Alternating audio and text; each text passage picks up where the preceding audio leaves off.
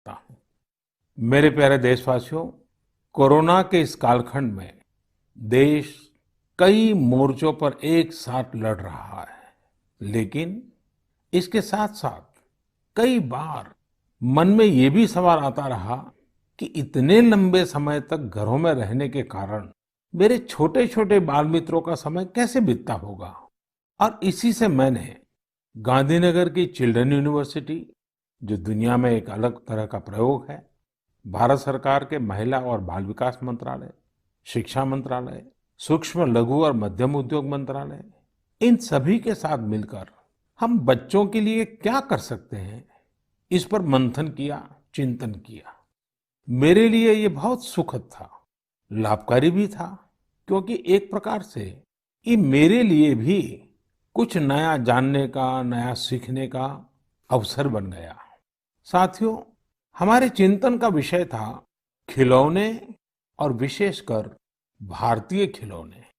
हमने इस बात पर मंथन किया कि भारत के बच्चों को नए नए टॉयज कैसे मिले, भारत टॉय प्रोडक्शन का बहुत बड़ा हब कैसे बने।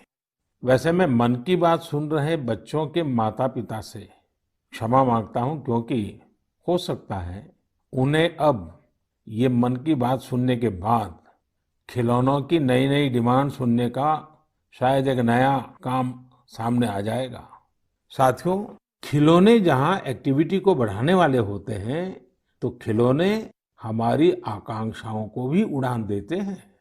खिलौने केवल मन ही नहीं बहलाते, खिलौने मन बनाते भी हैं और मकसद गढ़ते भी हैं। मैंने कहीं पढ़ा कि खिलौनों के संबंध में गुरुदेव रविंद्रनाथ टैगोर ने कहा था कि बेस्ट टॉय वो होता है जो इनकम्प्लीट हो, ऐसा खिलौना जो अधूरा हो और बच्चे मिलकर खेल खेल में उसे पूरा करें। गुरुदेव टैगोर ने कहा था कि जब वो छोटे थे तो खुद की कल्पना से घर में मिलने वाले सामानों से ही अपने दोस्तों के साथ अपने खिलौने और खेल बनाया करते थे। लेकिन एक दिन बचपन के उन मौज मस्ती भरे पलों में बड़ों का दखल हो गया। हुआ ये था कि उनका एक साथी एक बड़ा और सुंदर सा विदेशी खिलौना लेकर आ गया। खिलौनों को लेकर इतराते हुए अब सब साथी का ध्यान खेल से ज्यादा खिलौने पर रह गया। हर किसी के आकर्षण का केंद्र खेल नहीं रहा, खिलौना बन गया। जो बच्चा कल तक सबके साथ खेलता था, सबके साथ रहता था, घुल मिल जाता था, खेल में डूब जाता था, वो अब दूर रहने लगा। एक तरह से बाकी बच्चों से भेद का भाव उसके मन में बैठ गया। महंगे खिलौने में बनाने के लिए भी कुछ नहीं था, सीखने के लिए भी कुछ नहीं था। यानी कि एक आकर्षक खिलौने ने एक उत्कृष्ट बच्चे को कहीं दबा दिया, छिपा दिया, मुरझा दिया। इस खिलौने ने धन का, संपत्ति का, जरा बड़प्पन का प्रदर्शन कर लिया, लेकिन उस बच्चे की क्रिएटिव स्पिरिट को बढ़ने और संवरने से रोक दिया। खिलौना तो आ गया, पर खेल खत्म हो गया और बच्चे का खिलना भी खो गया। इसलिए गुरुदेव कहते थे कि खिलौने ऐसे होने चाहिए जो बच्चे के बचपन को बाहर लाएं, उसकी क्रिएटिविटी को सामने लाएं। बच्चों के जीवन के अलग अलग पहलू पर खिलौनों का जो प्रभाव है, इस पर राष्ट्रीय शिक्षा नीति में भी बहुत ध्यान दिया गया है। खेल खेल में सीखना, खिलौने बनाना सीखना, खिलौने जहां बनते हैं वहां की विजिट करना, इन सबको करिकुलम का हिस्सा बनाया गया है। साथियों, हमारे देश में लोकल खिलौनों की बहुत समृद्ध परंपरा रही है। कई प्रतिभाशाली और कुशल कारीगर हैं जो अच्छे खिलौने बनाने में महारत रखते हैं। भारत के कुछ क्षेत्र टॉय क्लस्टर्स यानी खिलौने के केंद्र के रूप में भी विकसित हो रहे हैं। जैसे कर्नाटक के रामनगरम में 10 से ज्यादा खिलौने बनाए जाते हैं। चन्नापटना, आंध्र प्रदेश के कृष्णा में कोंडापल्ली, तमिलनाडु में तंजौर, असम में धुबरी, उत्तर प्रदेश का वाराणसी, कई ऐसे स्थान हैं, कई नाम गिना सकते हैं। आपको ये जानकर आश्चर्य होगा कि global toy industry 7 lakh crore रुपए से भी अधिक की है। 7 लाख करोड़ रुपयों का इतना बड़ा कारोबार, लेकिन भारत का हिस्सा उसमें बहुत कम है।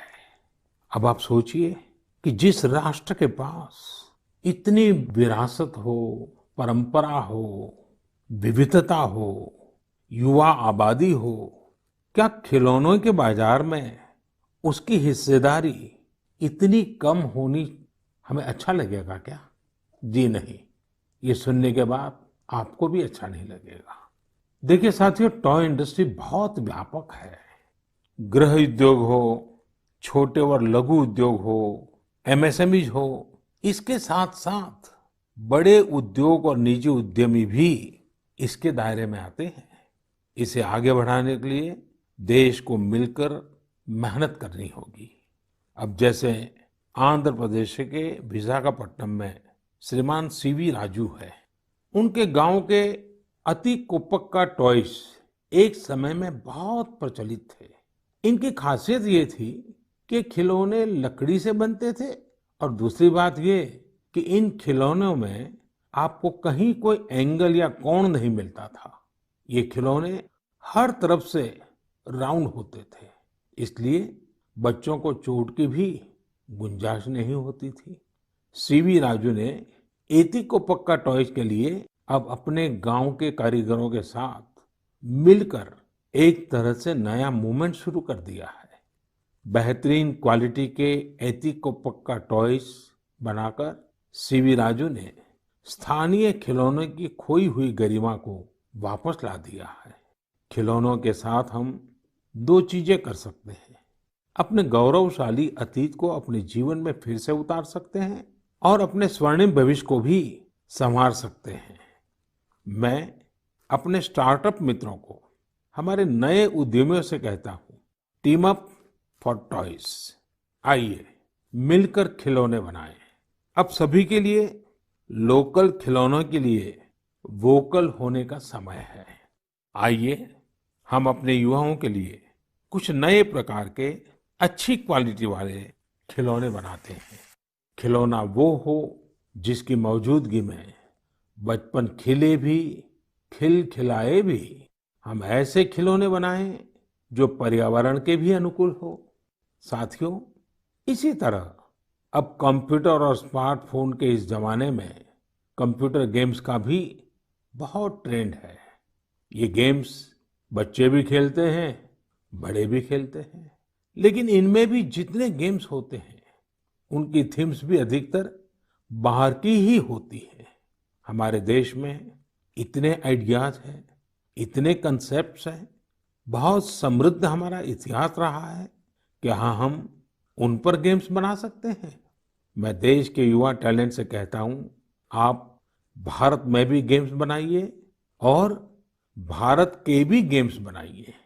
कहा भी जाता है, लेट द गेम्स बिगिन। तो चलो खेल शुरू करते हैं। साथियों, आत्मनिर्भर भारत अभियान में वर्चुअल गेम्स हो, टॉयज का सेक्टर हो, सबने बहुत महत्वपूर्ण भूमिका निभानी है और ये अवसर भी है। जब आज से 100 वर्ष पहले असहयोग आंदोलन शुरू हुआ तो गांधी जी ने लिखा था कि असहयोग आंदोलन देशवासियों में आत्मसम्मान और अपनी शक्ति का बोध कराने का एक प्रयास है। आज जब हम देश को आत्मनिर्भर बनाने का प्रयास कर रहे हैं तो हमें पूरे आत्मविश्वास के साथ आगे बढ़ना है। हर क्षेत्र में देश को आत्मनिर्भर बनाना है। असहयोग आंदोलन के रूप में जो बीज बोया गया था उसे अब आत्मनिर्भर भारत के वटवृक्ष में परिवर्तित करना हम सबका दायित्व है।